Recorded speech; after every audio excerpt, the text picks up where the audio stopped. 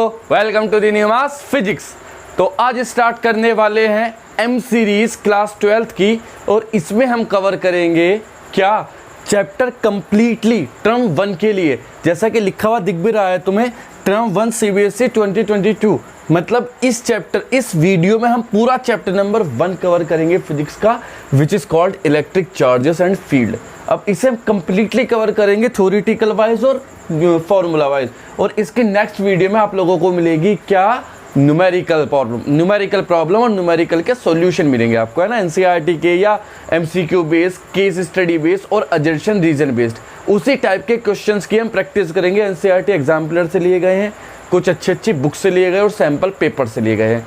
तो वीडियो में बने रहना और इस चैनल को सब्सक्राइब कर लेना ऐसे ही अपडेट पाने के लिए। और आगे जब तक टर्म 1 एग्जाम नहीं होता तब तक की धड़ाधड़ वीडियो आती रहेंगी, और एक के बाद एक वीडियो आएगी और सिलेबस पूरा का पूरा कवर कराया जाएगा टर्म 1 के अकॉर्डिंग, है ना। 7 चैप्टर आने वाले हैं, सबको ही पता है।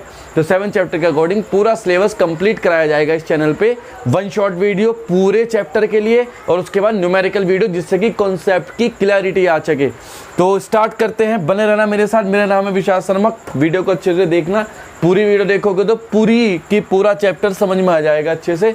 स्टार्ट करते हैं धुआंधार शुरुआत के साथ, ठीक है। तो बात करते हैं क्या इलेक्ट्रिक चार्जेस एंड फील्ड के बारे में। तो देखो भाई, 1 शॉर्ट वीडियो है भाई, एक ही शॉर्ट में खत्म करेंगे पूरा चैप्टर, ठीक है। तो इलेक्ट्रिक चार्ज क्या चीज़ है? वो प्रॉपर्टी है जो दुनिया में तब से है जब से यूनिवर्स बना है। किसी भी मैटर के प्रॉपर्टी है, जैसे कि मास एक इंट्रिंसिक प्रॉपर्टी है, इलेक्ट्रिक चार्ज भी एक इंट्रिंसिक प्रॉपर्टी है। इस पूरे यूनिवर्स का इलेक्ट्रिक चार्ज कांस्टेंट है, क्योंकि तब से है जब से यूनिवर्स बना है, और ना ही हम इसे उत्पन्न कर सकते हैं, ना ही इसे हम नष्ट कर सकते हैं। मतलब ये क्या चीज़ है? इनविजिबल है ना। तो बात करते हैं किसकी बात? चार्ज की बात। इलेक्ट्रिक चार्ज क्या है बच्चों? इलेक्ट्रिक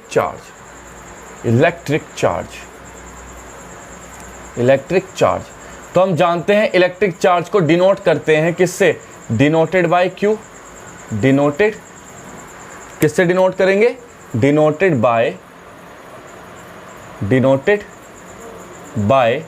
किससे डिनोट करते हैं? क्यू से। क्वांटिटी कैसी है? ये क्वांटिटी है स्केलर। कैसी क्वांटिटी है? स्केलर। और इसकी यूनिट क्या होगी? सिंपल सी बात है, कूलाम साहब ने इसके बारे में बताया, तो यूनिट होगी क्या? कूलाम, ठीक है। और कैसी प्रॉपर्टी है? It is a intrinsic property.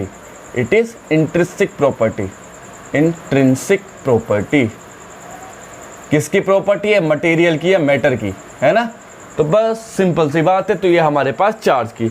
अब ये जो चार्ज है ये आया कहाँ से है? ये तब आया है जब बिग बैंग हुआ था, यूनिवर्स बना था। वहीं पे 2 चीजें थी, मास और चार्ज। मास को m से डिनोट करते हैं, चार्ज को q से डिनोट करते हैं। तभी से पूरे यूनिवर्स का मास कांस्टेंट है, चार्ज कांस्टेंट है। सिंपल सी बात है ना। तो यही बातें सारी की सारी है। अब चार्ज को डिनोट q से करते हैं।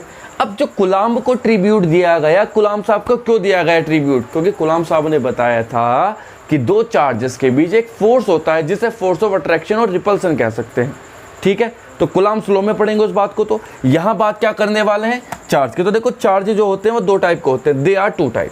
स्पेशली कितने टाइप के होते हैं? They are 2 type. They type of charges. यहाँ टाइप ऑफ चार्ज की बात करें, टाइप ऑफ चार्ज, तो कितने टाइप के होते हैं बच्चों? चार्ज। तो दे आर 2 टाइप। 2 टाइप होते हैं भैया, ये 2 टाइप। नंबर फर्स्ट कौन सा होता है?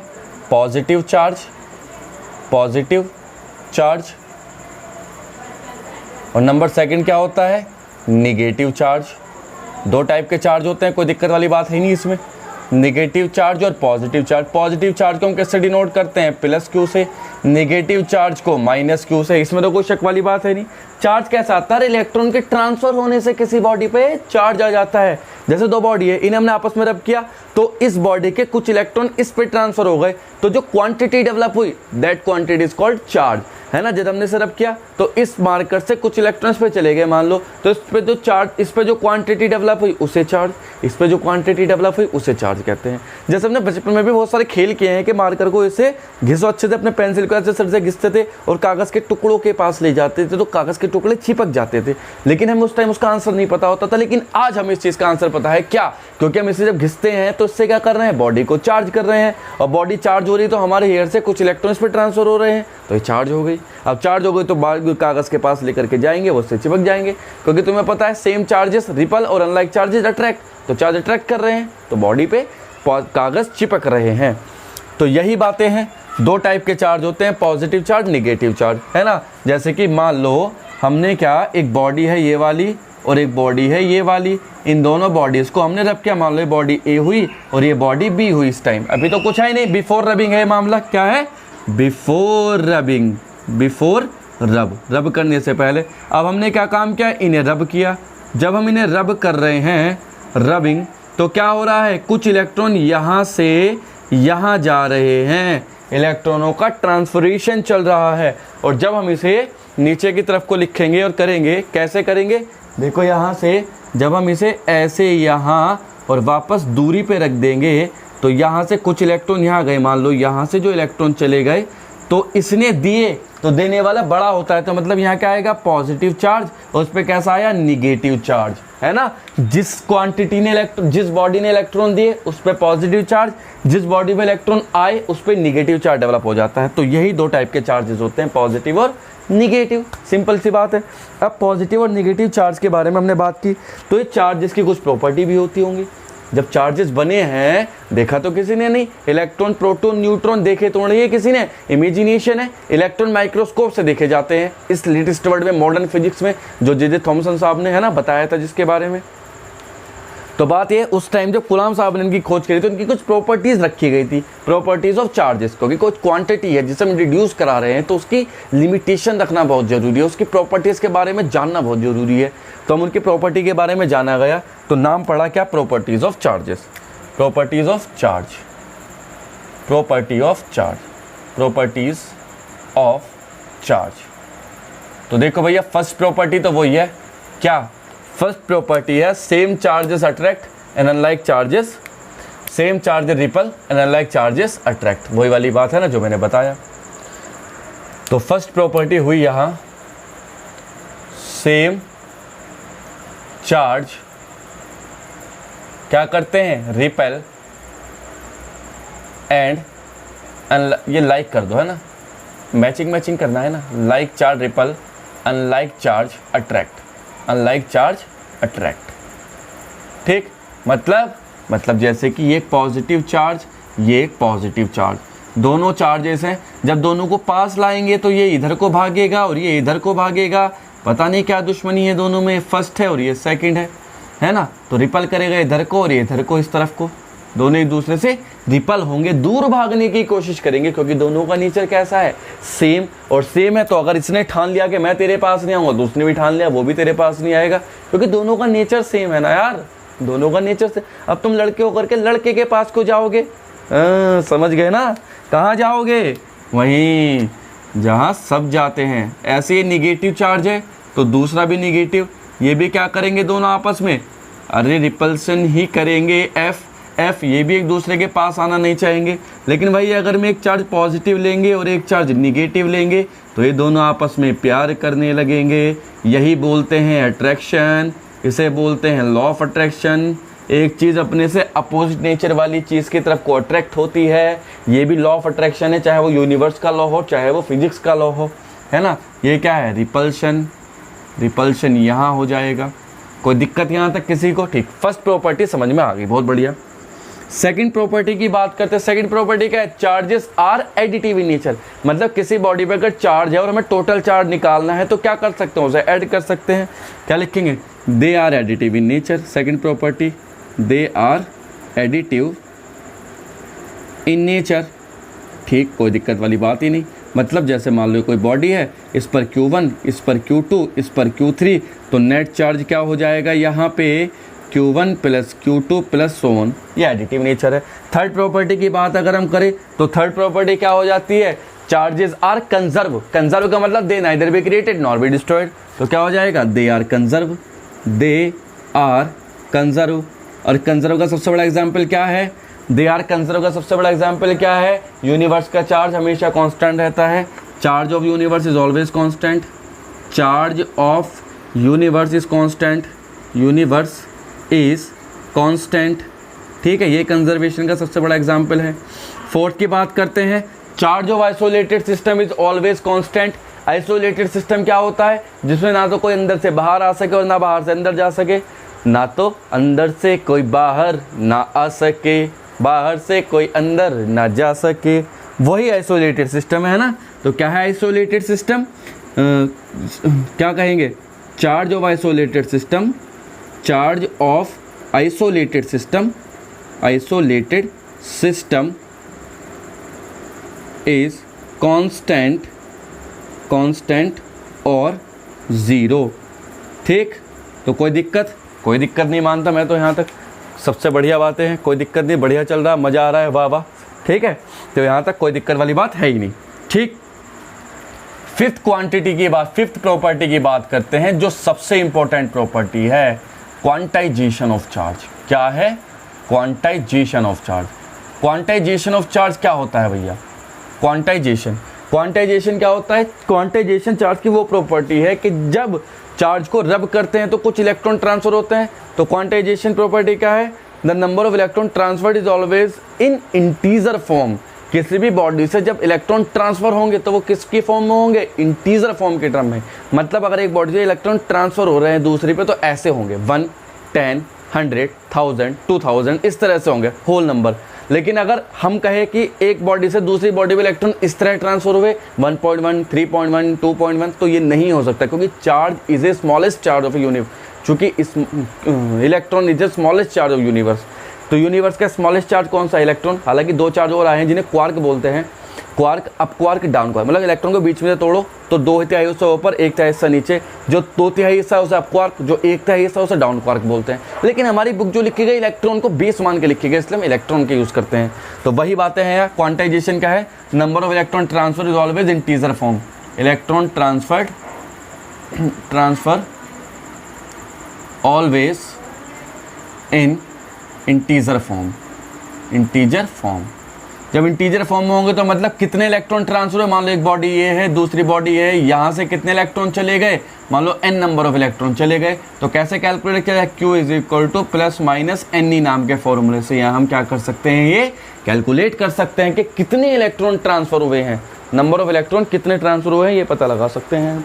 Q is equal to NE, जहाँ N क्या चीज़ है? नंबर ऑफ इलेक्ट्रॉन, और E क्या चीज़ है? इलेक्ट्रॉन पे चार्ज, और Q क्या चीज़ है? टोटल चार्ज होना बॉडी पर टोटल कितना चार्ज था। जब हमने इलेक्ट्रॉन को ट्रांसफ़र किया तो हमेशा इलेक्ट्रॉन होल वो इंटीजर फॉर्म में ट्रांसफ़र होंगे, कभी भी ऐसे ट्रांसफ़र नहीं होंगे कि 1.1, 3.1, 2.1। इसे ही क्वांटाइजेशन ऑफ चार्ज बोलते हैं। कोई दिक्कत यहाँ तक? सब कुछ बढ़िया, समझ में आया? वाह वाह, मज़ा आया। चलो भाई, अब यहाँ जो कंपोनेंट है, ये जो क्वांटिटीज़ है, जैसे इलेक्ट्रॉन हुआ, प्रोटॉन हुआ, न्यूट्रॉन हुआ, इनकी क्या नॉलेज है? तो इनके बारे में अगर हम बात करें तो देखो, यहीं स्मॉलेस्ट चार्ज जो होते हैं, नंबर बात करें इलेक्ट्रॉन की, तो इलेक्ट्रॉन की अगर मैं बात बताऊँ, थोड़ी सी बेसिक नॉलेज है बस। इलेक्ट्रॉन तो सिंबल क्या होगा इसका? देखो सिंबल जो होता है वो होता है ई। सिंबल होगा इलेक्ट्रॉन का क्या? ई माइनस, क्योंकि निगेटिव चार्ज होता है।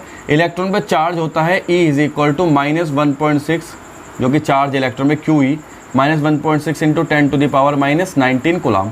इलेक्ट्रॉन का मास होता है m equal to 9.1 into 10⁻31 kg। ये कांस्टेंट चीज़ है, याद होनी चाहिए। वैसे तो एग्जाम पेपर में लिखी भी आती है, लेकिन नहीं आई तो फिर भी तुम्हें याद तो होना चाहिए ना। ऐसे प्रोटॉन की अगर हम बात करें, proton second smallest charge, electron का भाई ही है, दूसरा बस अपोजिट नेचर का है। इलेक्ट्रॉन पे नेगेटिव चार्ज है, इस पे पॉजिटिव चार्ज होगा, है ना। तो सिंबल क्या होगा इसका? सिंबल होगा इसका क्या? P से डिनोट करेंगे।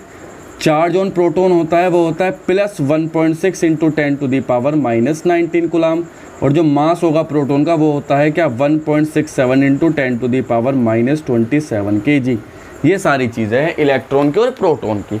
न्यूट्रॉन की अगर हम बात करें, न्यूट्रॉन पे चार्ज 0 होता है, मास उसका कुछ ना कुछ होता है जो कि प्रोटॉन के ही बराबर होता है। तो कोई दिक्कत नहीं, न्यूट्रॉन इतना हमारे स्टडी का क्राइटेरिया नहीं है, ये क्राइटेरिया मेन है ना।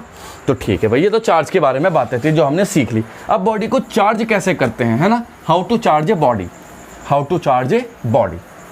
तो देखो, बॉडी को चार्ज करने के हमारे पास दो तरीके हैं, charging by induction, charging by friction, है ना। दो तरीके से हम बॉडी को चार्ज कर सकते हैं। Charging method of a body क्या है? Charging of a body, charging of a body, किसी बॉडी को कैसे चार्ज करते हैं। तो देखो, दो तरीके होते हैं, there are two method. Number first क्या होगा? Charging by friction, charging by friction, किसी बॉडी को कैसे चार्ज कर सकते हैं, बाय फ्रिक्शन। और नंबर 2 होगा चार्जिंग बाय इंडक्शन, है ना, इंडक्शन के थ्रू भी चार्ज कर सकते हैं। फ्रिक्शन का मतलब क्या होता है, दोनों बॉडीज को रब करके, मतलब मान लो एक बॉडी यहाँ दूसरी बॉडी यहाँ, दोनों को किया रब इस तरह से, है ना, यहाँ से कुछ इलेक्ट्रॉन यहाँ ट्रांसफर हुए तो इस बॉडी पे आया पॉजिटिव क्यू चार्ज, इस बॉडी पे आया नेगेटिव क्यू चार्ज। इसी मेथड को कहते हैं charging by friction, charging by friction. इसे हमने फ्रिक्शन के थ्रू चार्जिंग बोल दिया, है ना। वही अगर हम इंडक्शन की बात करें, चार्जिंग बाय इंडक्शन, तो मान लो हमारे पास एक बॉडी रखी है, रखी बॉडी, ठीक है, यहाँ ऐसे एक नॉन कंडक्टिंग बेस पे एक बॉडी रखी है, ये न्यूट्रल है। अब दूसरी बॉडी आ रही है, ये रही दूसरी बॉडी, एक चिमटे से पकड़ के तुम दूसरी बॉडी को लेकर के आ गए यहाँ, इस तरह से ये ला रहे हो तुम अपने हाथों से। अब ये बॉडी चार्ज है, चार्ज मतलब यहाँ positive positive positive positive positive positive positive positive. अब जैसे तुम इसे इसके पास लेके आओगे, विदाउट टचिंग, बिना टच करे इस बॉडी पे अपना आप चार्ज डेवलप हो जाएगा। मतलब जैसे यहाँ पे आकर के ये दूसरी बॉडी यहाँ आई तो यहाँ पॉजिटिव चार्ज है ना इस बॉडी पे, ऐसे इस तरह से, तो यहाँ अपने आप ही निगेटिव चार्ज डेवलप हो जाएगा। तो यहाँ पे भी क्या आ जाएगा, निगेटिव चार्ज डेवलप हो जाएगा। तो ये बॉडी अपने आप ही चार्ज हो गई। इसे बोलते हैं charging by induction, charging by induction, ठीक है। तो कोई दिक्कत वाली बात तो है ही नहीं, यहाँ दोनों मेथड से चार्जिंग हमने सीखी। अब बात यह है कि जब हमने दो बॉडीज़ को रब किया, एक बॉडी न्यूट्रल थी, एक बॉडी पहले से चार्ज थी, अब हमने दोनों बॉडी को रब करके वापस रख दिया, तो कितना कितना फाइनल चार्ज बॉडी पे आएगा, ऐसा क्वेश्चन आ जाता है। तो हमें पता होना चाहिए मीन चार्ज आता है। जैसे कि देखो यार, चार्जिंग तो पहले समझ में आया, बाय रबिंग बाय इंडक्शन, है ना। जैसे मान लो अगर हम एग्जाम्पल की बात करें, एक एग्जाम्पल, तो मान लो हमारे पास एक बॉडी है, इस बॉडी पे कितना चार्ज है 2Q, और इस बॉडी है, इस बॉडी पे कितना चार्ज है 3Q। हमने इन दोनों को आपस में रब किया, जब रब किया ऐसे और ऐसे, ये रबिंग चल रही है यहाँ, है ना, और इन्हें वापस वहीं का वहीं रख दिया, वापस इन्हें वहीं का वहीं रख दिया, तो इस पर कितना फाइनल चार्ज, इस पर कितना फाइनल चार्ज। तो सिंपल सी बात है, देखो फाइनल चार्ज निकालने का तरीका है Q final is equal to क्या, Q1 plus Q2 upon 2, mean निकाल लो। तो इनिशियल में कितना 2Q प्लस 3Q, तो 2Q यहाँ प्लस 3Q यहाँ अपॉन 2, तो क्या आ जाएगा 2.5Q, मतलब 2.5Q यहाँ पॉजिटिव और माइनस 2.5Q यहाँ निगेटिव चार्ज अपने आप डेवलप हो जाएगा। तो कोई दिक्कत यहाँ तक। तो चार्जिंग बाय इंडक्शन और फाइनल चार्ज निकालने का बेस्ट तरीका है, ऐसे हम कर सकते हैं आराम से, ठीक है। तो यहाँ तक तो बातें समझ में आ चुकी है, चार्जिंग मेथड, और ये चीज़ें नोट कर लेना भाई, अच्छे नोट्स बनेंगे तुम्हारे। अब मिनिमम पेपर यूज़ होगा क्योंकि हम यहाँ बेसिक चीज़ें पढ़ा रहे हैं, मतलब बिल्कुल निचोड़ है ये। निचोड़ तो तुम जानते हो ना, निचोड़ का मतलब बस जिसके अलावा तुम्हें ज़्यादा कहीं भागा दौड़ी करने की जरूरत नहीं है। अगर कॉन्सेप्ट तुमने यहाँ सीख ले तो क्वेश्चन की प्रैक्टिस रह जाती है, बस क्वेश्चन की प्रैक्टिस अच्छे से करते रहना और आराम से तुम्हारा बेड़ा पार हो जाएगा माता रानी की कृपा से, ठीक है। तो बात करते हैं किसके, अब जो तो चार्जेस हैं, चार्जेस के बीच फोर्स होता है, क्योंकि हमने देखा कि like charges ripple, unlike charges attract, तो किसी वजह से तो करते होंगे। किस वजह से करते हैं, फोर्स की वजह से। और उस फोर्स के बारे में बताया था कुलाम ने, इसलिए कुलाम को ट्रिब्यूट दिया जाता है और क्या बोलते हैं, कुलाम्स लॉ। तो बात करते हैं किसके, Coulomb's law, CULOMBS, Coulomb's law. तो भैया कुलाम्स लॉ बहुत ही फेमस लॉ है फोर्सेस को लेकर के, हम सब जानते हैं। दो चार्जेस के भी लगने वाले फोर्स के बारे में नॉलेज देता है। ज़्यादा बकवास तो हम करेंगे नहीं, बेसिक चीज़ें पढ़ते हैं। मान लो दो चार्ज है Q, एक यहाँ पे है Q, ये पॉजिटिव Q चार्ज है, ये भी पॉजिटिव Q चार्ज है। ये चार्ज नंबर 1 हुआ, ये चार्ज नंबर 2 हुआ। इन दोनों के सेंटर को ज्वाइन करने वाली लाइन यही है, अलोंग दी, ये जो फोर्स लगता है किसका अलोंग लगता है, along the line joining of A centre. दोनों चार्ज के सेंटर को मिलाने वाली लाइन के अलोंग लगेगा हमेशा। ये ऐसा नहीं कि ऊपर नीचे कहीं को भी लगा दो, वहीं लगेगा। तो अब क्या करा, इन दोनों को पास लाने की कोशिश करेंगे तो दूर भगाएंगे। तो इफ बॉडी नंबर 1 किस पे लगाएगी, इस पे फोर्स 2 पे, बॉडी नंबर 1 2 पे फोर्स लगाएगी, तो F किस पे लगा, 2 पे। किसने लगाया, 1 ने, तो F21। ऐसे ही इस पे लगाएगी, इस तरफ को किसने, किस पे लगा, 1 पे। किसने लगाया, 2 ने, F12। अगर दोनों चार्जेस के बीच की डिस्टेंस कितनी हो, स्मॉल r हो, तो कुल, अब ये चार्ज Q1 हो और ये चार्ज Q2 हो, तो कुलाम साहब ने जो फॉर्मूला दिया था फोर्स से रिलेटेड, तो वो होता F इज इक्वल टू क्या, 1/4 pi epsilon naught Q1 into Q2 upon r²। ये फोर्स का फॉर्मूला था दो चार्जेस के बीच लगने वाले। समझ में आई बात। तो इतना फोर्स लगता है किन्हीं भी दो चार्जेस के बीच, ठीक है, कोई दिक्कत। अब चूंकि वेक्टर क्वांटिटी तो उसकी वेक्टर फॉर्म लिखते हैं, वेक्टर फॉर्म। तो वेक्टर फॉर्म क्या हो जाएगी, देखो वेक्टर फॉर्म लिखने का तरीका क्या है।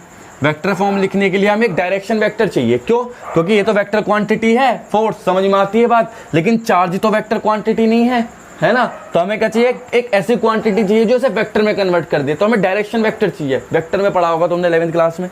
तो देखो क्या करेंगे, वेक्टर एफ हमने लिखा is equal to 1/4 pi epsilon naught, इसे डायरेक्शन वेक्टर बोलते हैं, Q1/Q2/R² इंटू क्या, R vector upon mod R. इस आर की मल्टीप्लाई इससे कर दो तो आ जाएगा F vector is equal to 1/4 pi epsilon naught Q1 into Q2/R³ into R vector. तो ये भैया वेक्टर फॉर्म हो गई यहाँ हमारी, ठीक है, कोई दिक्कत यहाँ तक, ये वेक्टर फॉर्म होती है। अब यहाँ पे अगर हमें दूसरी फॉर्म लिखनी है और कैप के फॉर्म में लिखनी है, क्योंकि ये डायरेक्शन वेक्टर है, और डायरेक्शन वेक्टर कैसे लिखते हैं, R cap upon mod R. तो लिखने का तरीका है vector F is equal to 1/4 pi epsilon naught Q1 into Q2 upon ये R² ही रहेगा, और ऊपर आर के ऊपर टोपी चढ़ा दो, एक टोपी पहना दो भैया, ऐसे टोपी पहना करके ये मान जाएगा कि क्या करना है, ठीक है। तो ये वेक्टर फॉर्म है किसकी, कूलम्ब्स फोर्स की, कोई दिक्कत यहाँ तक। अब इस कूलम्ब फोर्स की कुछ प्रॉपर्टीज है। फर्स्ट प्रॉपर्टी क्या है, देखो ये एक्शन कर रहा तो ये बदले में से रिएक्शन दे रहा, तो इट इज कॉल्ड है एक्शन रिएक्शन पेयर। पहली प्रॉपर्टी क्या हुई कि जो फोर्स लगते हैं along the charges, these are called है एक्शन रिएक्शन पेयर। तो प्रॉपर्टीज ऑफ इलेक्ट्रोस्टैटिक फोर्स, इसे इलेक्ट्रोस्टैटिक फोर्स भी बोलते हैं। तो क्या हो जाएगा भैया, प्रॉपर्टीज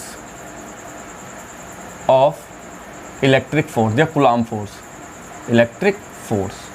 तो देखो क्या क्या प्रॉपर्टी है, फॉलोइंग प्रॉपर्टी है। नंबर फर्स्ट ये है, वो तो है ना डॉटेड, नंबर फर्स्ट प्रॉपर्टी तो क्या है, it is called action reaction pair, action reaction pair, Newton's third law के अकॉर्डिंग, है ना। अगर एक एक्शन करता है तो दूसरा क्या करेगा, रिएक्शन करेगा। तो तुम्हें पता है every action has equal and opposite reaction, तो every action has equal and opposite reaction. तो क्या लिख सकते हैं, modulus F12 must be equal to modulus F21। Modulus को, क्योंकि दोनों की डायरेक्शन अपोजिट है, डायरेक्शन अपोजिट है, तो अगर हम मोड डे लगाएंगे तो निगेटिव साइन आएगा, और हम मैग्नीट्यूड लेंगे तो पॉजिटिव ही रहेगा। मैग्नीट्यूड में डायरेक्शन की कोई ज़रूरत थोड़ी है, कोई ज़रूरत नहीं है। बात करते हैं सेकंड प्रॉपर्टी की। फर्स्ट प्रॉपर्टी है, second property, it is always act along the line joining of two charges। दोनों चार्ज को सेंटर से मिलाने वाली लाइन के अलॉन्ग लगता है। जैसे कि मान लो एक चार्ज ये हुआ, एक चार्ज ये हुआ, इन दोनों का सेंटर ये हुआ और यहाँ, तो ये वाली ली जाएगी डिस्टेंस, है ना, ये r, और फोर्स किसका अलॉन्ग लगेगा, यहाँ ऐसे F और यहाँ ऐसे F, इस तरह से लगता है along the line joining. Third property की अगर हम बात करें यहाँ, तो थर्ड प्रॉपर्टी क्या हो जाती है, देखो यहाँ मान लो दो चार्ज है, एक चार्ज ये है Q, एक चार्ज ये है माइनस के Q, इन दोनों के बीच की डिस्टेंस कुछ ना कुछ है, ठीक है, कोई दिक्कत नहीं। अब इन दोनों के बीच क्या होगा, प्यार होगा। दोनों का जीवन बहुत अच्छा चल रहा है, दोनों के बीच प्यार है भरपूर, है ना। ये इसे खींच रहा है, ये इसे खींच रहा है, दोनों एक दूसरे की तरफ को लगे पड़े हैं। ये वाला इसे खींचने की कोशिश कर रहा है इस तरफ को, ऐसे ये लगा यहाँ, मान लो F1 फोर्स लगा। अब इन दोनों का जीवन बहुत अच्छा चल रहा था, कोई दिक्कत नहीं थी। अब क्या हो, अचानक से इनके जीवन में भूचाल आ जाता है, एक नए चार्ज की एंट्री हो जाती है यहाँ, जिसका नाम है Q2, और ये था Q1 और ये था Q2, कि Q3 नाम का चार्ज आ जाता है यहाँ। अब क्या होगा, अब क्या हुआ, और ये भी निगेटिव नेचर का है। इंटरेस्टिंग बात तो ये है, अब निगेटिव है तो बस समझ जाओ। तो अब क्या होगा, अब इसके लिए दुविधा, अभी तक तो ये था, अब ये भी आया, अब क्या करे, क्या होगा, तो ये कुछ नहीं करेगा, ये इसे भी प्यार देने लग जाएगा।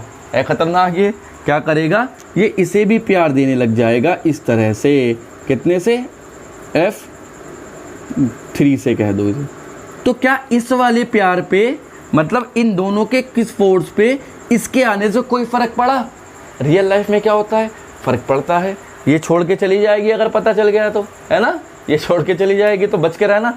रियल लाइफ में तो ऐसा कर मत देना। लेकिन ये बेचारे बहुत सीधे लोग हैं, है ना, जितना प्यार इसे दे रहा था उतना ही रहेगा इसके आने के बाद भी। बस ये क्या करेगा, अपने प्यार को इंक्रीज करेगा, मतलब अपने फोर्स को इंक्रीज करेगा और इसे भी देने लग जाएगा। लेकिन वहाँ जो चल रहा था वो उतना ही रहेगा, इसे कोई कमी महसूस नहीं होगी कि हाँ भाई यहाँ से तुम वो आ गई तो वहाँ, है ना। तो ऐसा कुछ नहीं है। तो ध्यान रखना कि इन दोनों के बीच जो फोर्स है वो अनअल्टर्ड रहेगा किसी तीसरे चार्ज के आने की वजह से। तो कंक्लूजन निकला कि अगर दो चार्जेस के बीच कोई तीसरा चार्ज आ जाए तो क्या फोर्स पे इफेक्ट पड़ेगा? बिल्कुल नहीं। तो लिखेंगे क्या, if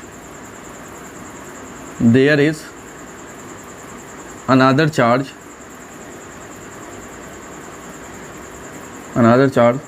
so no effect on force, तो फोर्स की वैल्यू पे कोई इफेक्ट नहीं पड़ेगा।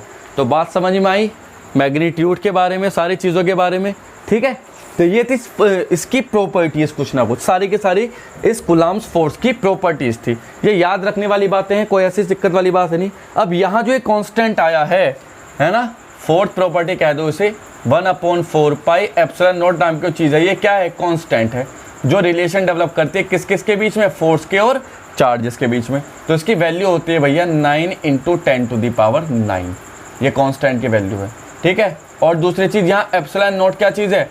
Permittivity of free space, permittivity of vacuum, और वैक्यूम की परमिटिविटी की वैल्यू होती है epsilon naught equal to 8.85 × 10⁻⁻12 coulomb square upon newton meter square. Unit भी याद रखना है और वैल्यू भी याद रखनी है, इंपॉर्टेंट है, आ जाती है, कोई ऐसी बात नहीं। ऐसे क्या बोलते हैं एप्सिलॉन नॉट को? परमिटिविटी ऑफ वैक्यूम, ठीक है। परमिटिविटी चीज़ क्या है? ये जो परमिट होने से रोके दो फोर्सेस के बीच, मतलब मीडियम को शो करती है। अगर मीडियम है वैक्यूम तो परमिटिविटी मैक्सिमम होगी यहाँ। अगर मीडियम कुछ और चीज़ चेंज कर दिया तुमने, मान लो दो चार्जेस हैं वैक्यूम में रखे हैं, तो कितना फोर्स लगेगा? 1/4 pi epsilon naught Q1 Q2 upon R²। लेकिन उन दोनों चार्जेस को उठा के वही तुमने तेल में रख दिया, ऑयल में रख दिया, किसी दूसरे मीडियम में रख दिया, तो क्या होगा? तो परमिटिविटी चेंज हो गई। ये परमिटिविटी तो रहेगी नहीं, परमिटिविटी क्या हो जाएगी? चेंज हो जाएगी। तो कितना फोर्स चेंज होगा? परमिटिविटी के चेंज होने की वजह से। तो यहीं लिख देंगे if a medium changes, fifth में, if medium of force changed then the new force will be decreases। Force हमेशा क्या होगा? डिक्रीज होगा। क्यों होगा डिक्रीज? क्योंकि यार वैक्यूम के केस में फोर्स मैक्सिमम लगेगा, और वो वैल्यू क्या है वैक्यूम के लिए? परमिटिविटी की है। तो ये आ रही देखो नीचे परमिटिविटी। अब अगर परमिटिविटी वैक्यूम को हटा के कुछ और चीज की ला दी जाए, जैसे कि दोनों चार्जेस को ऑयल में डुबा दिया, तो चेंज हुआ ना, मीडियम तो चेंज हुआ। मीडियम चेंज होने की वजह से क्या होगा? दोनों चार्जेस के बीच फोर्स तो डिक्रीज हो जाएगा। क्यों? क्योंकि परमिटिविटी नीचे आ रही है, मीडियम बढ़ेगा, फोर्स घटेगा। मैंने बताया मैक्सिमम परमिटिविटी तो ये है ना, अरे मैक्सिमम परमिटिविटी। तो यहाँ तुम मीडियम बढ़ाओगे, चेंज करते मीडियम बढ़ेगा तो क्या हो जाएगा? ये बढ़ जाएगा, मतलब सॉरी वो मिनिमम परमिटिविटी क्या है? मिनिमम वैल्यू है ये, और मिनिमम है तो मीडियम चेंज करते मैक्सिमम हो जाएगी, मतलब बढ़ेगी तो फोर्स घटेगा। तो कितना घटेगा? F is equal to F new is equal to F old upon K। जितनी भी परमिटिविटी होगी उससे डिवाइड कर देंगे, बस सिंपल, कोई दिक्कत नहीं। जितनी भी परमिटिविटी होगी उससे डिवाइड कर दो ओल्ड वाले फोर्स को। ओल्ड फोर्स कौन सा? वैक्यूम के लिए। मान लो ऑयल में रख दिया 5 कांस्टेंट वाली परमिटिविटी, तो ओल्ड में जो आया था वो अपॉन 5, सिंपल, इतना घट जाएगा, है ना। तो 1/K टाइम्स घट जाता है फोर्स। ठीक है भैया, ये बातें तो समझ में आ गई, फोर्स से रिलेटेड, परमिटिविटी से रिलेटेड। अब आगे बढ़ो। तो आगे बात आते हैं चार्ज क्या क्रिएट करता है, फोर्स क्यों महसूस कर रहा है चार्ज फोर्स क्यों महसूस कर रहा है? क्योंकि किसका फील्ड है अपना, है ना। चार्ज का अपना एक फील्ड है जिसे हम क्या बोलते हैं? Electric field. तो इलेक्ट्रिक फील्ड की अगर हम बात करें, ऐसा हटा दें, है ना, चार्ज का अपना एक फील्ड है जिसे क्या बोलते हैं? Electric field. तो इलेक्ट्रिक फील्ड की बात करते हैं भैया यहाँ हम। इलेक्ट्रिक फील्ड सबसे पहली चीज डिनोटेड बाय, इसे नहीं, इलेक्ट्रिक फील्ड क्या होता है? अरे किसी भी चार्ज का अपना एक एरिया होता है जहां पे दूसरा चार्ज एंटर नहीं कर सकता। अगर करेगा तो ये वाला चार्ज पहला वाला दूसरे पे फोर्स लगाएगा, है ना, या तो अंदर खींचेगा या बाहर भगाएगा। अब अंदर कब खींचेगा समझ जाओ, जब वो नेगेटिव नेचर का होगा, और बाहर कब धकेलेगा? जब वो पॉजिटिव नेचर का होगा, है ना। तो हर एक चार्ज अपने पास एक इलेक्ट्रिक फील्ड, एक फील्ड क्रिएट करता है जिसे इलेक्ट्रिक फील्ड बोलते हैं। समझ में आ गई बात? कोई दिक्कत? तो क्या है? The space around the charge where another charge can experience a force। जैसे कि मान लो हमारे पास एक पॉजिटिव चार्ज है, इसका इलेक्ट्रिक फील्ड कहाँ होगा, कुछ इस तरह से होगा। इलेक्ट्रिक फील्ड लाइन शो करता है इलेक्ट्रिक फील्ड को, कौन शो करता है, इलेक्ट्रिक फील्ड लाइंस। तो ये पॉजिटिव चार्ज से हमेशा निकलती है और नेगेटिव की तरफ को चली जाती हैं। ये इसका इलेक्ट्रिक फील्ड है। अब इसका एरिया है ये, अगर इसके एरिया में कोई दूसरा चार्ज एंट्री करेगा तो उस पर फोर्स लगा के बाहर भगाएगा, अंदर खींचेगा, यही इलेक्ट्रिक फील्ड होता है। अब बात यह है कि अगर कोई चार्ज इसके फील्ड में आ जाए, अगर हमारे बॉर्डर पे जो सेना खड़ी है उसे तोड़ करके कोई दुश्मन आ जाए सेना के बॉर्डर को पार करके हमारे इलाके में, तो हमारी सेना के पास कितनी ताकत होगी जिससे उसे बाहर निकाल दे, क्योंकि दुश्मन नहीं आना चाहिए ना, है ना। तो उसे बाहर निकाल दे तो वो कितनी ताकत होगी, वो हमारे सेना की इंटेंसिटी बताएगी कि इतनी इंटेंसिटी की सेना है तो इतनी इंटेंसिटी से वो दुश्मन को बाहर निकाल देगा। वही बात इसके केस में है। अगर कोई चार्ज इसके एरिया में आया, तो इसके पास कितनी इंटेंसिटी है जिससे उसे बाहर भगा दी, अंदर ले ले, कितनी इंटेंसिटी का फोर्स लगाएगा। तो वही इंटेंसिटी इस फील्ड की ताकत कहलाती है। वही जो इंटेंसिटी, वही जो फोर्स होगा वो इस फील्ड की ताकत कहलाती है। इसलिए बोलते हैं इंटेंसिटी ऑफ इलेक्ट्रिक फील्ड। इस इलेक्ट्रिक फील्ड की ताकत कितनी, इंटेंसिटी कितनी, है ना। तो बात करते हैं किसकी, इंटेंसिटी ऑफ इलेक्ट्रिक फील्ड की। Intensity of electric field. तो देखो भैया, सबसे पहली चीज तो वही होगी क्या, डिनोटेड बाय। डिनोट किससे करते हैं, इलेक्ट्रिक फील्ड की इंटेंसिटी को वेक्टर ए से डिनोट करते हैं। क्वांटिटी कैसी है, वेक्टर से समझ गए होंगे, वेक्टर क्वांटिटी है। कैसी क्वांटिटी है, वेक्टर क्वांटिटी है। और यूनिट क्या होगी इसकी यूनिट होती है न्यूटन पर कूलम, है ना। तो कैसा है, मतलब इस हिसाब कुछ ऐसा है कि मान लो हमारे पास ये चार्ज है, इसका मैग्नीट्यूड है Q और इसका अपना एक इलेक्ट्रिक फील्ड है, इस तरह से फैला हुआ है इलेक्ट्रिक फील्ड।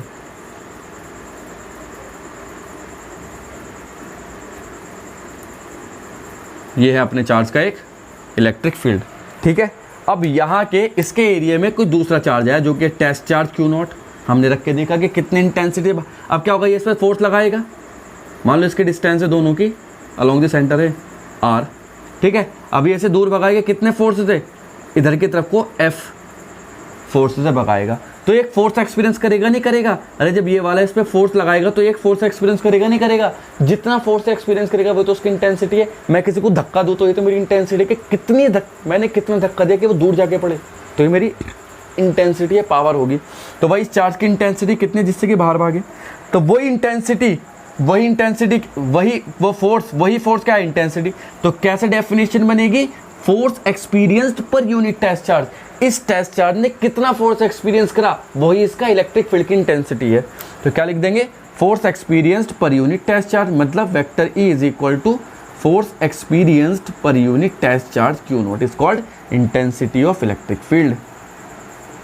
और हम यहाँ से फोर्स का नया फॉर्मूला बन जाएगा, vector F is equal to Q0 vector E। ये एक नया फॉर्मूला बना है फोर्स का, जो कि हम QE लगाते भी रहते हैं बीच बीच में, ठीक है। अब ये कैसा चार्ज है, पॉइंट चार्ज। अब पॉइंट चार्ज के लिए इलेक्ट्रिक फील्ड की इंटेंसिटी कितनी होगी, है ना। तो लिखेंगे क्या, due two point charge, intensity of electric field due two point charge.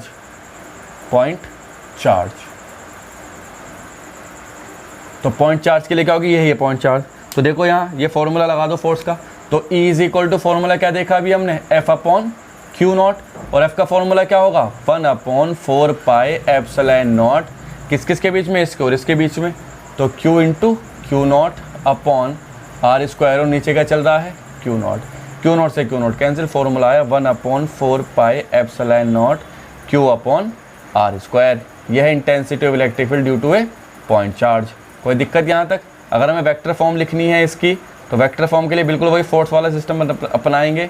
Vector E is equal to 1/4 pi epsilon naught Q upon vector R upon R cube.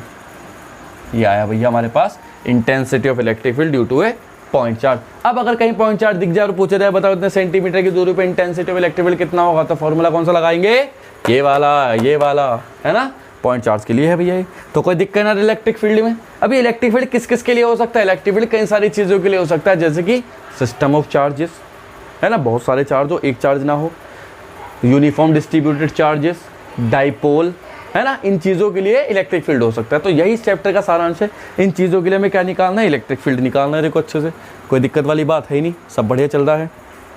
तो बात करते हैं क्या, अब सिस्टम ऑफ चार्जेस हो अगर, है ना, electric field due to system of charges, वही intensity of electric field due to system of charges. System of charges का मतलब होता है मोर देन 2 चार्ज। अब मोर देन 1 या 2 चार्ज को सुपरपोजिशन प्रिंसिपल भी कहते हैं। जैसे कि अगर हम बात करें यहाँ, तो यहीं पे बात करते हैं, मान लो हमारे पास एक क्या है, टेस्ट चार्ज है Q0। अब एक चार्ज यहाँ रखा है Q1, एक चार्ज यहाँ रखा है Q2, एक चार्ज यहाँ रखा है Q3, ऐसे कितने चार्ज है, N चार्ज रखे हैं Q1। अब ये इस पे लगाएगा फोर्स कैसे, इस तरह को अलॉन्ग द लाइन जोनिंग यहाँ, और force experience per unit charge, test charge is called intensity of electric field. Vector ऐसे ही लगाएगा इस तरफ को, ऐसे, ये क्या हो जाएगा, वेक्टर E2 हो जाएगा, ये ऐसे ही लगाएगा इधर को E3, ये बन जाएगा क्या, E3 वेक्टर, ऐसे ही लगाएगा इस तरफ को En, है ना, तो ये बन जाएगा क्या, En वेक्टर। अब ये सारे चार्ज, अब टोटल इलेक्ट्रिक फील्ड कितना होगा इस चार्ज पे, है ना, ये तो मर रहा बेचारा, इस पर तो सब धक्का दे रहे हैं, तो ये कहाँ बच पाएगा बेचारा, ये तो इनमें दब जाएगा। तो वही बात है कि टोटल इलेक्ट्रिक फील्ड कितना होगा, चूंकि वेक्टर क्वांटिटी है तो वेक्टर सम कर देंगे, vector E is equal to vector E1 plus vector E2 plus vector E3, ऐसे एंड सो ऑन। अब वेक्टर सम करना हम जानते हैं, वेक्टर सम करना हम जानते हैं, अगर अलॉन्ग दी लाइन लग रहे हो तो E1 प्लस E2, अपोजिट लग रहे हो तो E1 माइनस E2, और किस एंगल पे लग रहे हो तो E1 square plus E2 square plus 2E1 E2 cos theta. पता है ना यार, ये वेक्टर सम 11वीं क्लास में पढ़ा था। जैसे कि अगर हम बात करें स्पेशल पॉइंट की, तो यहाँ बता देता हूँ मैं छोटी छोटी बातें। मान लो हमारे पास एक पॉइंट है A, इस पर इलेक्ट्रिक फील्ड ऐसे लगा है E1 यहाँ, और ऐसे ही लगा है E2 यहाँ, और हमें नेट इलेक्ट्रिक फील्ड A पे पूछा है, तो EA कैसे लिखा जा सकता है, EA को लिख सकते हैं हम vector E1 plus E2, direct लिख दो ऐसी, मतलब जोड़ना ही तो है, यही केस हुआ। बात करें सेकंड की, अगर इस पॉइंट A पे ऐसे लगा इलेक्ट्रिक फील्ड E1 यहाँ और E2 यहाँ, तो कैसे लिख सकते हैं, A net EA equal to E1 minus E2, क्योंकि दोनों की डायरेक्शन अपोजिट है, और अगर अपोजिट डायरेक्शन होगी तो क्या होगा, हम ऐसे लिख सकते हैं आराम से, कोई दिक्कत नहीं। लेकिन वही बात अगर हम करें, पॉइंट A पे इलेक्ट्रिक फील्ड ऐसे लगा है, E1 लगा है यहाँ और E2 लगा है यहाँ किसी एंगल थीटा पे, तो कैसे लिखा जाएगा, यहाँ क्या लगेगा, लॉ ऑफ पैरेललोग्राम वाला लॉ ऑफ पैरेललोग्राम लगेगा वेक्टर सम का, है ना। तो पैरेललोग्राम बनाते थे हम, यहाँ तुम्हें याद होगा ऐसे 11वीं क्लास में इस तरह से, इन दोनों का नेट कहाँ निकलता था, बीच में जिसे R बोलते थे, तो वो कैसे लिखा जाएगा, vector R is equal to under root क्या होगा, E1 square plus E2 square plus 2E1 E2 cos theta, ऐसे हम लिख सकते हैं। याद होगा तुम सबको, थीटा किस किस के बीच का एंगल है, E1 और E2 वेक्टर के बीच का एंगल है। कोई दिक्कत वाली बात तो यहाँ ही नहीं, आई थिंक, ठीक है। अब देखो बात करते हैं, जो इलेक्ट्रिक फील्ड था, ये जो इलेक्ट्रिक फील्ड था, ये किससे रिप्रेजेंट किया था हमने, इलेक्ट्रिक फील्ड लाइन से। अभी electric field line imaginary line होती है, देखी किसी ने नहीं। अब जो लाइन इमेजिनरी है, साइंटिस्टों ने बनाया है कि भाई electric field lines positive charge से निकलेगी, निगेटिव की तरफ को जाती है ना। और क्या है, ये क्लोज लूप नहीं बनाती, ये इंटरसेक्ट नहीं करती, ये उसकी कुछ प्रॉपर्टीज सेटअप की गई। साइंटिस्टों ने इनकी कुछ प्रॉपर्टीज सेटअप की थी, क्योंकि इलेक्ट्रिक फील्ड लाइन दिखाई नहीं देती। अब जो चीज़ दिख नहीं रही तो उन्हें कैसे मान ले, मान लो चार्ज है, अब इस चार्ज के इलेक्ट्रिक फील्ड है, अब कहाँ तक है कैसे पता चलेगा, दूसरा चार्ज रख के पता चलेगा, धीरे धीरे रखते चले जाओ। अगर वो फोर्स एक्सपीरियंस कर रहा तो यहाँ इलेक्ट्रिक फील्ड है, और यहाँ रखने पर नहीं कर रहा तो नहीं है इलेक्ट्रिक फील्ड यहाँ। अब ये इलेक्ट्रिक फील्ड पता कैसे चलेगा कि कितना फैला हुआ है और कैसे रिप्रेजेंट किया जाए किसी चार्ज के इलेक्ट्रिक फील्ड। तो साइंटिस्टों ने सोचा कि एक इमेजिनरी लाइन बनाई जाए, है ना, और उन लाइनों की कुछ प्रॉपर्टी रख दी जाए, तो उन्हें ही इलेक्ट्रिक फील्ड कह दिया जाएगा। तो वही प्रॉपर्टीज हमें पढ़नी है और वही लाइनें हमें बनानी है। तो बात करते हैं electric field lines. Electric field lines, electric field lines, field lines. तो क्या होगा, कैसे करेंगे, lines which are represent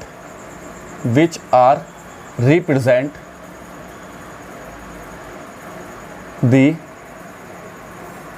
electric field of charge,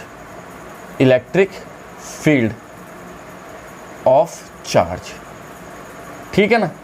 चलो भाई, अब जैसे मान लो ये कोई पॉजिटिव चार्ज है तो इससे इलेक्ट्रिक फील्ड लाइन हमेशा निकलेंगी बाहर की तरफ को, ऐसे निकलती हैं, बिल्कुल स्ट्रेट परपेंडिकुलर होगी हमेशा चार्ज के, है ना। परपेंडिकुलर नहीं हुई तो गड़बड़ हो जाएगी, बिल्कुल परपेंडिकुलरली आउटवर्ड होती है पॉजिटिव चार्ज से।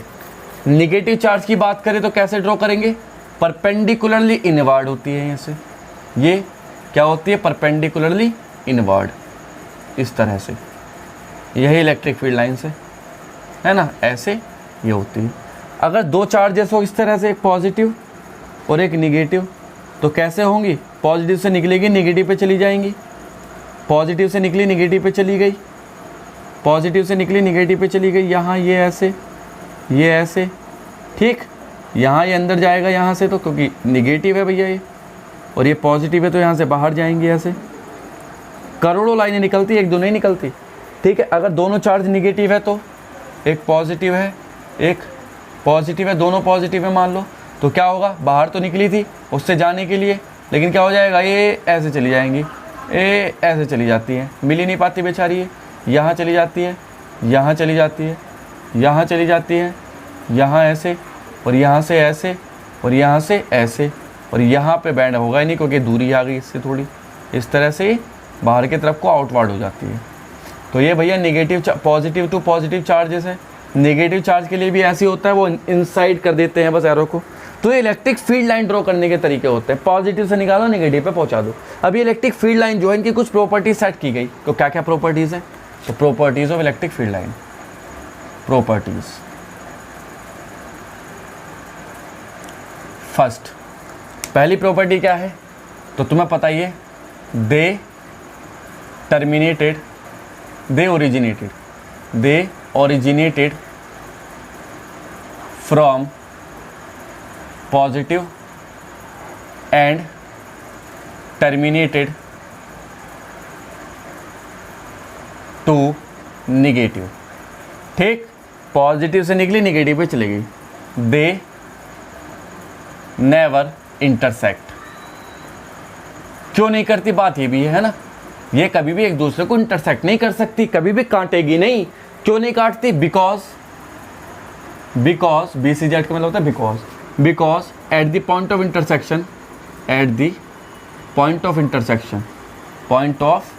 Intersection there will be two direction of electric field which is impossible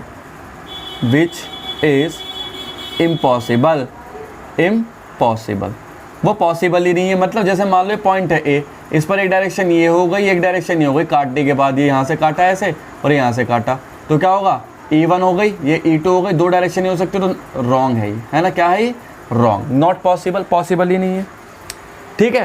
तो सेकंड प्रॉपर्टी पता चली। थर्ड प्रॉपर्टी की बात है, tangent to electric field line represent direction of force. मतलब ये इलेक्ट्रिक फील्ड लाइन है, इस पर कोई टेंजेंट खींच दी जाए तो फोर्स को डिनोट करेगी। इसकी डायरेक्शन किसे रिप्रेजेंट करेगी, फोर्स को। बहुत बढ़िया। फोर्थ प्रॉपर्टी क्या है, फोर्थ प्रॉपर्टी है they never form circular loop.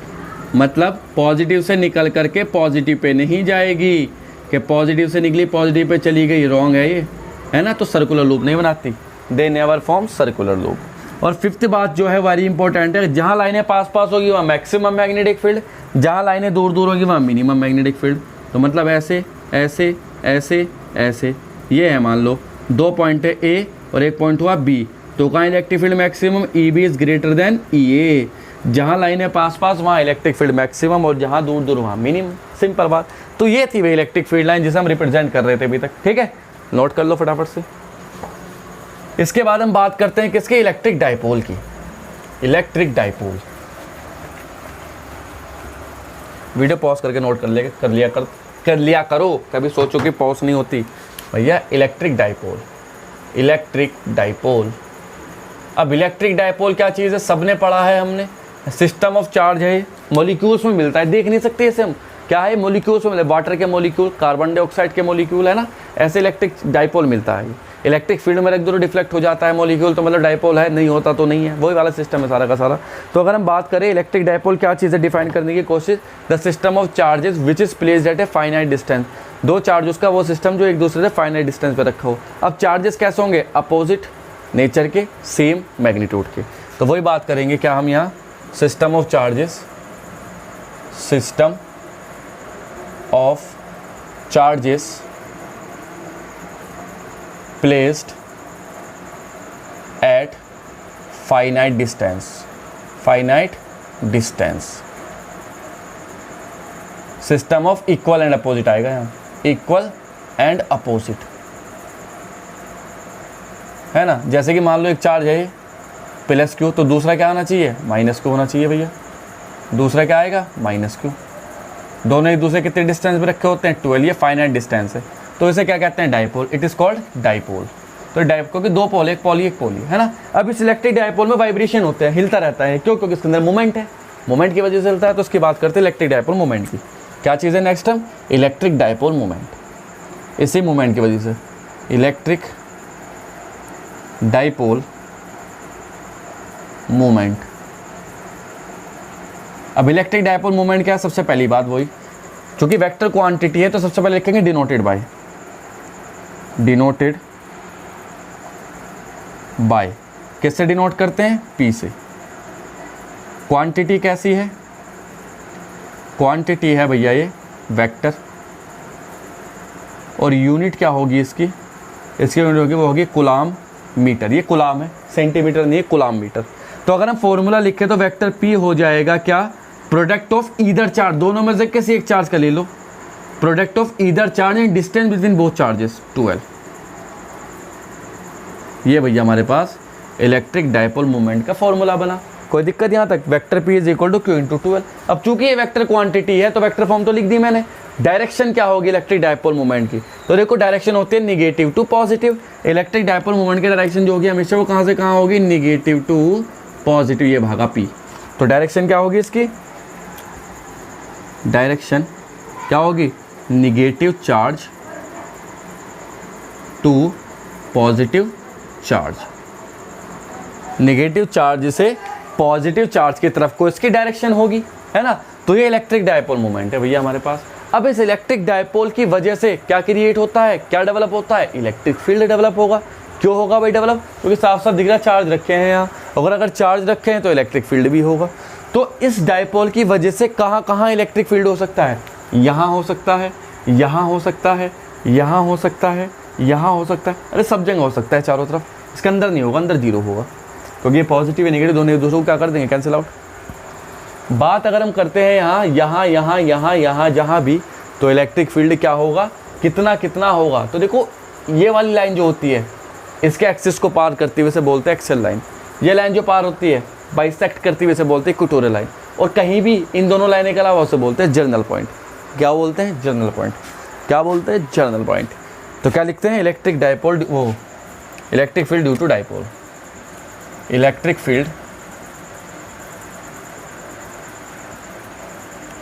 Due to dipole.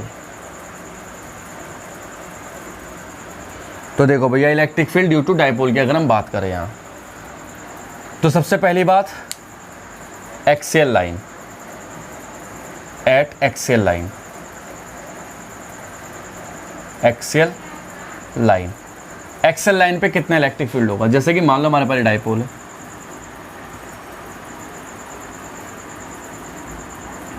कितनी डिस्टेंस है, 12। अब इसी लाइन को ज्वाइन करने वाली एक लाइन है यहाँ, पॉइंट आर है, जिस पर हमें क्या फाइंड करना है, नेट इलेक्ट्रिक फील्ड। अगर ये पॉजिटिव चार्ज हुआ, ये नेगेटिव चार्ज हुआ, और इस पर क्यू नॉट टेस्ट चार्ज रख दिया, इसको वो करने के लिए ना, टेस्ट चार्ज रखते हैं ना, कहीं पे टेस्ट करना है कितना इलेक्ट्रिक फील्ड, टेस्ट चार्ज जो रखा जाता है वहाँ, ठीक है भैया, तो टेस्ट चार्ज रखा। अब क्या होगा, कितनी दूरी पर है, इसके मिडिल पॉइंट से एक्स डिस्टेंस पर ये पॉइंट है क्यू आर, है ना। अब ये वाला नेगेटिव चार्ज खींचना चाहेगा अपनी तरफ को अट्रैक्शन की वजह से, कितने इलेक्ट्रिक फील्ड से, E1 से। ये वाला दूर भगाना चाहेगा इधर को, कितने इलेक्ट्रिक फील्ड से, E2 से। ठीक है, तो लिखा जा सकता है ER is equal to, electric field कौन सा बड़ा है, जिसकी डिस्टेंस छोटी, तो डिस्टेंस देखो यहाँ से यहाँ तक डिस्टेंस हो जाएगी, ये मिडिल पॉइंट है, तो अगर ये हो जाएगा L और ये भी हो जाएगा L, तो यहाँ से इस वाले चार्ज से यहाँ तक की डिस्टेंस कितनी हो जाएगी, x प्लस L, है ना, जुड़ जाएगा ये तो, और यहाँ से यहाँ कितनी हो जाएगी, x माइनस L। अरे इस वाले चार्ज से L निकाल दो ना, टोटल यहाँ से यहाँ तक कितनी, x, L निकाल दो तो x माइनस L। तो डिस्टेंस कौन सी छोटी है, ये वाली छोटी, तो यहाँ इलेक्ट्रिक फील्ड ज़्यादा होगा, तो इलेक्ट्रिक फील्ड हुआ ER इज इक्वल टू क्या, E1 माइनस E2। अब लिखेंगे if diode dipole is long, अगर लॉन्ग डाइपोल है, इक्वल टू जो मिलेगा नेट पॉइंट वो हो जाएगा 1/4 pi epsilon not 2px upon x square minus L square की पावर 2। ये है अगर डाइपोल लॉन्ग है, शॉर्ट नहीं लॉन्ग, लेकिन डाइपोल शॉर्ट लेते हैं जनरली। लिखेंगे इफ़ क्या, x square is greater than L square, तो L स्क्वायर को छोड़ देंगे, तो डाइपोल बना electric field ER is equal to 1/4 pi epsilon naught 2p upon x cube. ये बन गया भैया इलेक्ट्रिक फील्ड। ठीक है, कोई दिक्कत यहाँ तक, कोई दिक्कत नहीं। अब इसका ग्राफ बनाए अगर हम, तो ग्राफ देखो यहाँ किस किस के बीच में, E एंड x के बीच में, तो सारी चीज़ें इन्वर्सली प्रोपोर्शनल है, तो ऐसे जाएगा ग्राफ इसका, कैसा जाएगा, इस तरह का इन्वर्सली प्रोपोर्शनल वाला। ठीक है, तो एक्सल लाइन पर तो इतना इलेक्ट्रिक फील्ड होता है, आराम से कैलकुलेट किया जा सकता है। P क्या चीज़ है, इलेक्ट्रिक डाइपोल मोमेंट, जानते ही हम, वेक्टर लगा दो, वेक्टर लगा दो। बात करते हैं किस पे, एट, यहाँ से स्टार्ट करते हैं, एट इक्वेटोरियल लाइन, मतलब मान लो डाइपोल है, ये चार्ज हुआ प्लस क्यू और ये चार्ज क्या हुआ, माइनस क्यू। परपेंडिकुलर बाइसेक्टर पे ये है पॉइंट वो O, यहाँ पे एक पॉइंट है R जिस पर टेस्ट चार्ज रखा है, जिस पर हमें नेट इलेक्ट्रिक फील्ड निकालना है, इसे इक्वेटोरियल लाइन बोलते हैं। तो यहाँ से यहाँ तक की डिस्टेंस तो L हो गई भैया जी, यहाँ से यहाँ तक की भी L हो गई। अब दोनों के बीच रिपल्शन, तो लगेगा इलेक्ट्रिक फील्ड इस तरह से E1, इन दोनों के बीच रिपल्शन, इलेक्ट्रिक फील्ड यहाँ आएगा, खींचेगा अपनी तरफ को इस तरह से E2, नेट कहाँ निकलेगा, बीच में E नेट। अगर ये एंगल थीटा है तो ये भी थीटा, और ये एंगल थीटा है तो ये भी थीटा, क्योंकि वर्टिकल अपोजिट एंगल, वो कोरस्पॉन्डिंग एंगल हो जाएंगे। तो इक्वेटोरियल लाइन पे कर रहे हैं हम, है ना। तो देखो यहाँ, तो हम लिख देंगे वही शॉर्ट के लिए, इफ़ डाइपोल इज लॉन्ग, अगर लॉन्ग डाइपोल है तो इलेक्ट्रिक फील्ड होगा E at R equal to K, लिख दो इसे 1/4 पाई एप्सिलॉन नॉट को K मान रहे हैं हम, P upon x square plus L square की पावर 3/2। ये यहीं पे हो जाएगा, लॉन्ग डाइपोल की बात है। लेकिन डाइपोल अगर शॉर्ट है, क्या लिखेंगे, if x square is much greater than L square, तो वेक्टर E लिखा जा सकता है K vector P upon x cube. तो देख लिया तुमने इक्वेटोरियल लाइन पे कितना आया है, P अपॉन एक्स क्यूब, और इस पे एक्सेल पे 2P अपॉन एक्स क्यूब। ये तो 1/4 पे एप्सिलॉन नॉट तो K है। अगर हम इनका रेशो निकालना हो, रेशो, तो रेशो कैसे निकालेंगे, देखो E axial upon E equatorial equal to क्या आएगा, आंसर 2 आएगा। तो एक्सेल लाइन पे इक्वेटोरियल लाइन का क्या होता है, दुगना होता है, साफ साफ दिख रहा है, तो यार दुगना होगा तो ये आ जाएगा भैया। तो इक्वेटोरियल लाइन पर और एक्सेल लाइन पे इलेक्ट्रिक फील्ड ऐसे हम कैलकुलेट कर सकते हैं, इसमें कोई शक वाली बात तो है ही नहीं। ठीक है, कोई दिक्कत यहाँ। चलो, अब अगर डाइपोल का कोई जर्नल पॉइंट हो, जहाँ पे हम इलेक्ट्रिक फील्ड पूछ ले, जर्नल पॉइंट पे, जर्नल पॉइंट मतलब ना तो इस पर पूछे ना इस पर पूछे, वो कहीं पॉइंट ऐसे दे दे, तो उस पर कैसे निकालेंगे। तो देखो, उस पर निकालने का सिंपल तरीका क्या चीज़ हो जाएगा, तो उस पर निकालने का सिंपल तरीका है इलेक्ट्रिक एट जर्नल पॉइंट। यहीं पे लिख देता हूँ मैं जनरल पॉइंट, ये हटा दूँ पूरा।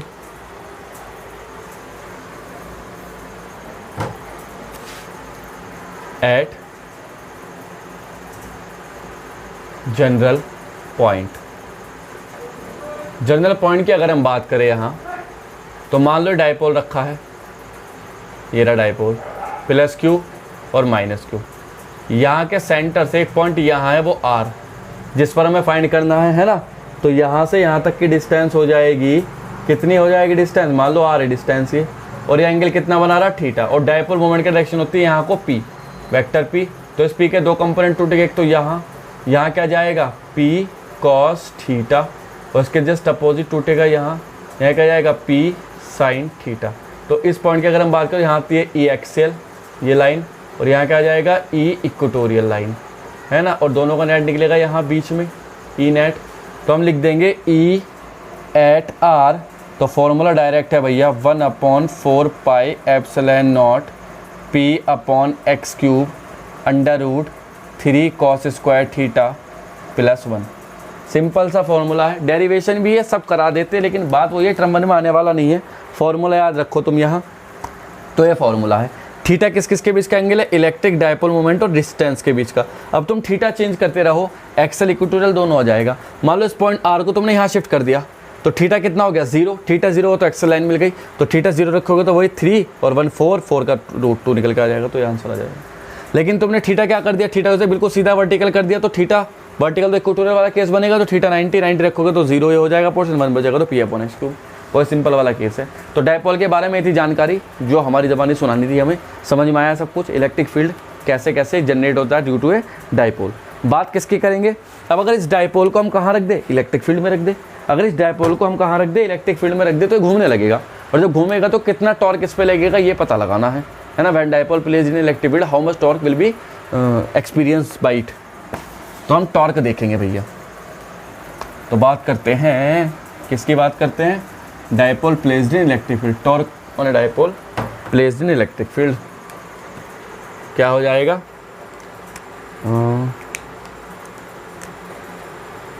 Torque on A dipole placed in electric field, uniform electric field, है ना। तो भैया मान लो ये यूनिफॉर्म इलेक्ट्रिक फील्ड है, ये रहा देखो कैसा इलेक्ट्रिक फील्ड है, यूनिफॉर्म इलेक्ट्रिक फील्ड है यहाँ। अब यहाँ पे हमने डायपोल रखा, ये रखा डायपोल, ये वेक्टर ई, ये पॉजिटिव चार्ज हुआ, ये नेगेटिव चार्ज हुआ। अब ये पॉजिटिव है, ये नेगेटिव, ये चार्ज ये पॉजिटिव तो दूर भागेगा, तो फोर्स लगेगा इधर को F1। ये नेगेटिव चार्ज इधर को जाएगा, क्योंकि पॉजिटिव तो अट्रैक्ट करेगा किससे, F2 से।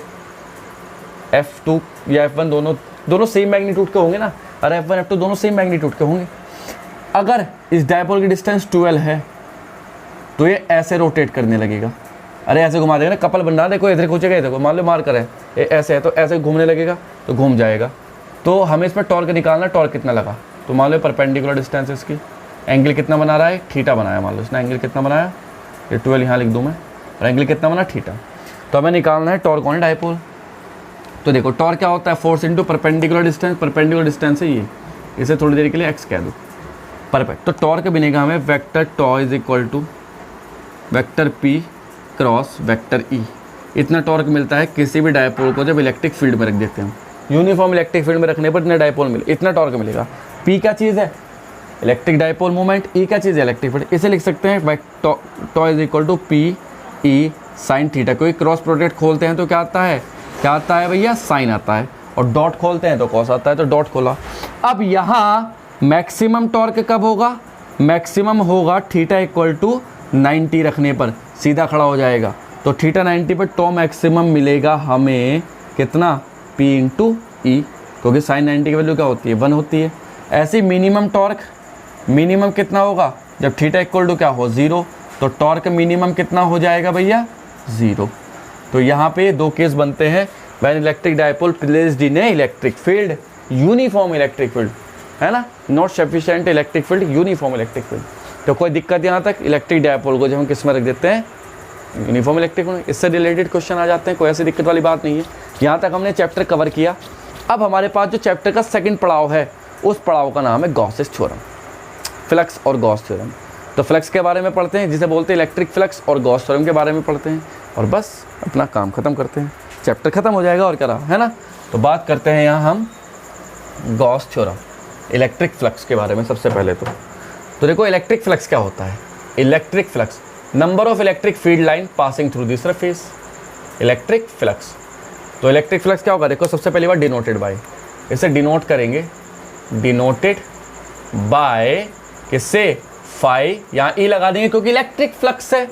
और क्वांटिटी कैसी है, फ्लक्स नाम की जितनी भी क्वांटिटीज है बहुत ही खतरनाक है, इन्हें से स्केलर की क्वांटिटी में रखा गया है।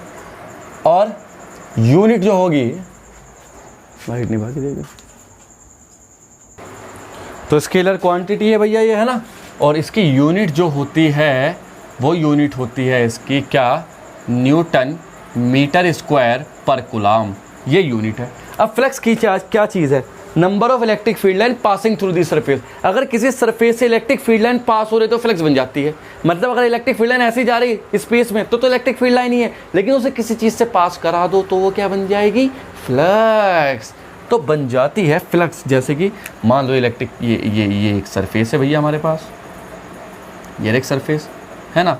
अब यहाँ से इलेक्ट्रिक फील्ड लाइन आ रही है, ये आई ये गई, अब ये आई ये गई, ये आई ये गई, आई वो काटा, आई वो काटा। अब इलेक्ट्रिक फील्ड है ई और इस प्लेट का एरिया है मान लो ए, तो बताओ कितना फ्लक्स पास हुआ। तो इस टाइम तो लाइन गिन सकते हो 1 2 3 4, ये इलेक्ट्रिक फ्लक्स है। और इलेक्ट्रिक फील्ड लाइन कितनी है, 1 2 3 4 5 6, लेकिन केवल 4 लाइन ही तो सरफेस से पास हो रही है, तो यही फ्लक्स बनेगी। अब ये तो तुम गिन लोगे आराम से कि फ्लक्स निकालना है तो number of electric field line passing through the surface, electric field line गिन लो, बहुत सिंपल। लेकिन जो चार्ज होता है, चार्ज से तो करोड़ों लाइनें निकलती है, कब तक गिनोगे, नहीं गिन सकते। तो फ्लक्स कैलकुलेट करना है तो क्या किया जाए, तो एक फॉर्मूला होता है, चुन्ना सा फॉर्मूला, जिसे बोलते हैं फ्लक्स कैलकुलेट करने के लिए phi is equal to E A cos theta. किस किस का फॉर्मूला है, फ्लक्स कैलकुलेट करने का। और यहाँ जो इंटरेस्टिंग बात है वो थीटा की है। Theta is the angle between, angle between किस किस के बीच का, ई एंड एरिया, नहीं एरिया वेक्टर, एरिया वेक्टर के बीच का एंगल है।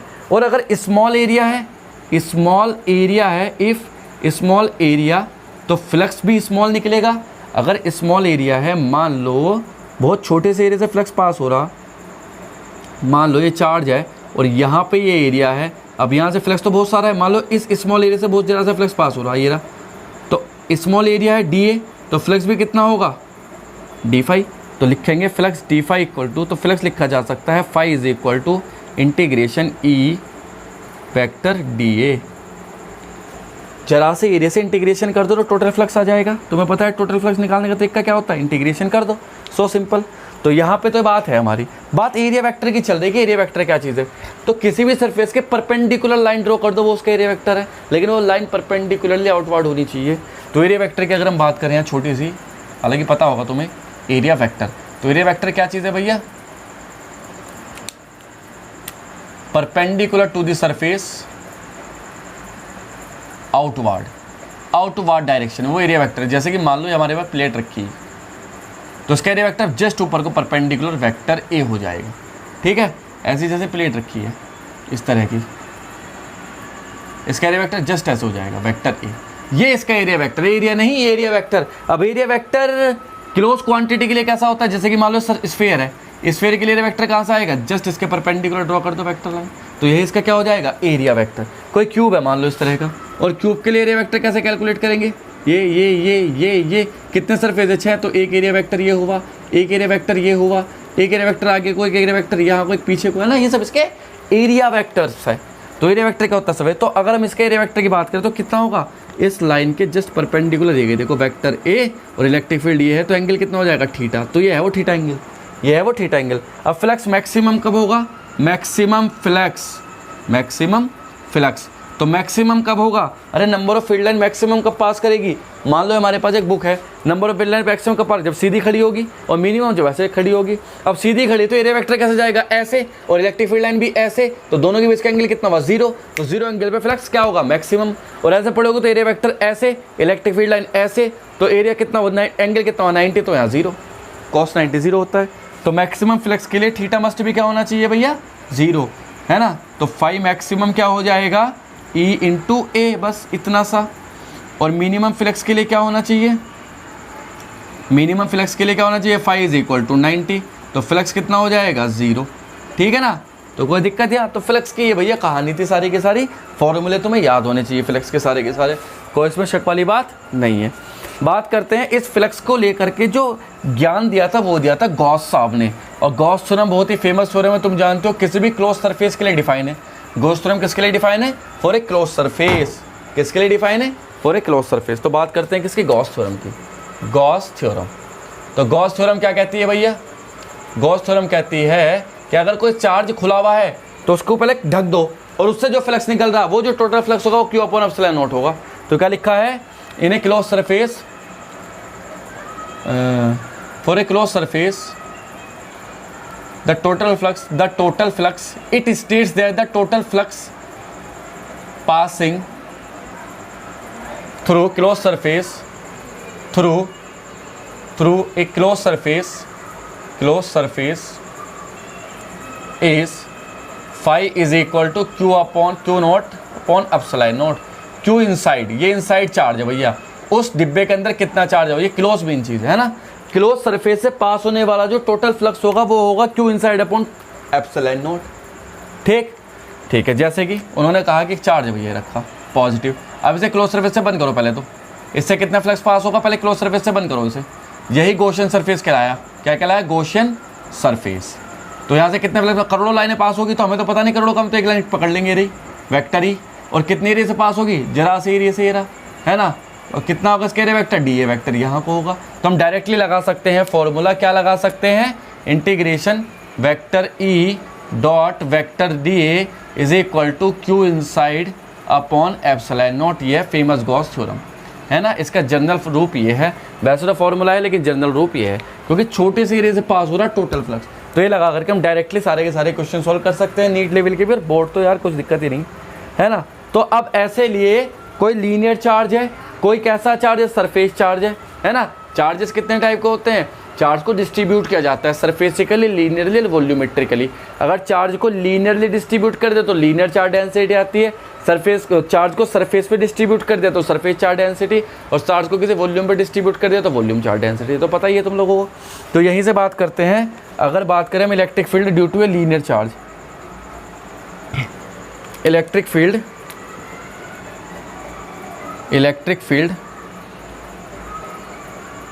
Due to charge long wire. मान लो ये वायर है, इस पर पॉजिटिव चार्ज है ना। तो इसका आसपास कितना इलेक्ट्रिक फील्ड होगा? मान लो कोई पॉइंट पी है जिस पे इलेक्ट्रिक फील्ड निकालना है, तो सबसे पहले क्या बनाना पड़ेगा? Gaussian surface. गॉसियन सरफेस बनता है सिलिंड्रिकल शेप का, यहाँ इस तरह का। कैसा बनेगा? सिलिंड्रिकल शेप का गॉसियन सरफेस बना, और जहाँ पे पॉइंट पी है वहीं पे लगा दिया। तो इससे इलेक्ट्रिक फील्ड निकलेगी ऐसे, कितनी करोड़ों निकलेगी। हम छोटी सी लेंगे वेक्टर ई, और कितने एरिया से पास हो? बहुत छोटे एरिया वेक्टर डी है। तो इसके कारण जो इलेक्ट्रिक फील्ड होगा, लीनियर चार्ज डेंसिटी कितनी हो? लैम्डा। लीनियर चार्ज डेंसिटी कितनी हो? लैम्डा। तो इलेक्ट्रिक फील्ड जो आएगा वो आएगा E is equal to lambda upon 2 pi epsilon naught into R. ये वाला आर, यहाँ से यहाँ तक की डिस्टेंस आर। ठीक है। और यहाँ आर कैप लिखा जा सकते हैं वेक्टर फॉर्म लिखने के लिए। ठीक है। तो कोई दिक्कत? और अगर हमें ग्राफ बनाना हो तो ग्राफ बनाने के लिए हम क्या करेंगे? यहाँ ये ई प्रोपोर्शनल टू क्या हो जाएगा? 1 अपॉन आर। तो ग्राफ कैसे बनेगा? जस्ट इस तरह से। ये आर है और ये क्या है? ई है। तो ई और आर के भी जिस तरह से ग्राफ बनता है। ठीक है। तो electric field due to linear charge density या लीनियर चार्ज के लिए तो इस तरह से इलेक्ट्रिक फील्ड निकाल सकते हैं। किसके हेल्प से लिख के हमने? गॉस थ्योरम के हेल्प से। लैम्डा क्या चीज़ है? Linear charge density. ठीक है। ऐसे ही क्या लिखेंगे? इलेक्ट्रिक फील्ड ड्यू टू किसकी वजह से? Surface charge plate. एक प्लेट है जिसकी वजह से निकालना है। जैसे कि मान लो ये वो प्लेट है ना, इस तरह की चार्ज प्लेट है भैया, ये पॉजिटिवली चार्ज प्लेट है यहाँ से। ये है, इसके बाद भी पॉइंट P है यहाँ, जिस पर इलेक्ट्रिक फील्ड निकालना तो क्या बनाना पड़ेगा, क्वेश्चन सरफेस बनाना पड़ेगा, वो भी सिलिंड्रिकल ही होगा भैया। इस तरह से इलेक्ट्रिक फील्ड निकला यहाँ और डी एरिया वेक्टर निकला यहाँ, तो इसके जो इलेक्ट्रिक फील्ड होगा वो बैठेगा सिग्मा अपॉन 2 एप्सिलॉन नॉट। इसका इलेक्ट्रिक फील्ड कितना बैठा, sigma upon 2 epsilon not. Sigma क्या चीज़ है, सिग्मा है surface charge density, surface charge density. तो ये हमारे पास भैया रहने की थी बातें, सिग्मा अपॉन 2। तो ये सारी गॉस थ्योरम था, चैप्टर नंबर 1 था। ये सारे फॉर्मूले इंपॉर्टेंट है, मेन होते हैं, सब फॉर्मूले याद करो। इसकी डीपली नॉलेज तो डीप वीडियो देखने तो आई बटन पे क्लिक करके डीप डिटेल में पूरा चैप्टर पढ़ाया गया है, अच्छे से पूरे चैप्टर को समझाया गया है, 7-8 वीडियोस है 1-1 घंटे की, उसे देख करके डीपली नॉलेज ले सकते हो। कोई ऐसी दिक्कत नहीं, रिवीजन वीडियो टाइप की थी। इसके बाद हम न्यूमेरिकल वीडियो डालेंगे चैप्टर 1 की, तब तक के लिए all the best, stay tuned, subscribe कर लेना यार।